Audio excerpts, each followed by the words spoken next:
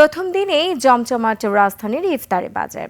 ঐতিহ্যবাহী পুরান ঢাকার রাজধানীর বিভিন্ন এলাকার রেস্টুরেন্টের পাশাপাশি অস্থায়ীভাবে গড়ে উঠেছে ইফতারি দোকান। মানিক শিকদার রিপোর্ট। শিয়া বাটার ও ভিটামিন সমৃদ্ধ লিলি বিউটি সোপ, তারুণ্যময় উজ্জ্বল ত্বকের জন্য।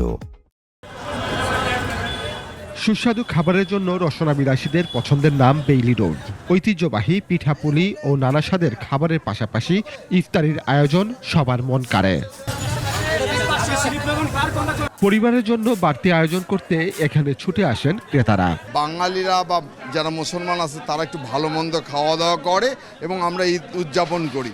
এটা প্রতি বছরে যেমন ঘুরে আসে, এই দিনটার জন্য অপেক্ষা করি। খাবারটার ব্যাপারে তো সবারই একটু কনসিডার আছেই আর কি। ইফতারি বলতে কথা, কোয়ালিটি প্লাস প্রাইসটা কোনো ফ্যাক্টর না। বেলি রোডে ছোলা পেঁয়াজু বেগুনির পাশাপাশি এসব দোকানে পাওয়া যায় নানা জাতের কাবাব। চিকেন তান্দুরি, বিফ কাবাব, চিকেন চাসলিক, চিকেন কাটি কাবাব, চিকেন হারিয়ালে, চিকেন রেশমি, চিকেন ড্রামস্টিক, খাসির লেগ রোস্ট, গরুর ভুনা সহ মাংসের নানা আইটেমের প্রতি ঝোঁক ক্রেতাদের। খাসির লেগ রোস্ট আছে, মুরগির আস্ত রোস্ট আছে, গরু বুনা আছে, খাসি বুনা আছে, তেহারি, কাচ্চি, মোরগ পোলাও, নানান রকমের ভাজা পোড়া আইটেমগুলো আছে।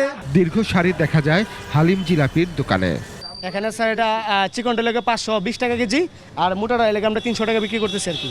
তবে গতবারের তুলনায় ইফতারের দাম বেশি বলে অভিযোগ ক্রেতাদের।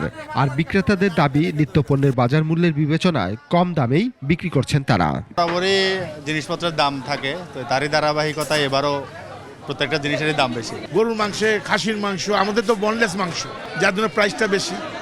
দ্বিতীয়ত গ্যাস, হালিম পাক করতে অনেক গ্যাস লাগে। দ্রব্যমূল্য সহনীয় পর্যায়ে আনতে নতুন সরকার উদ্যোগ নেবে বলে প্রত্যাশা ক্রেতা বিক্রেতাদের। মানিক শিকদার, 21 টেলিভিশন, ঢাকা।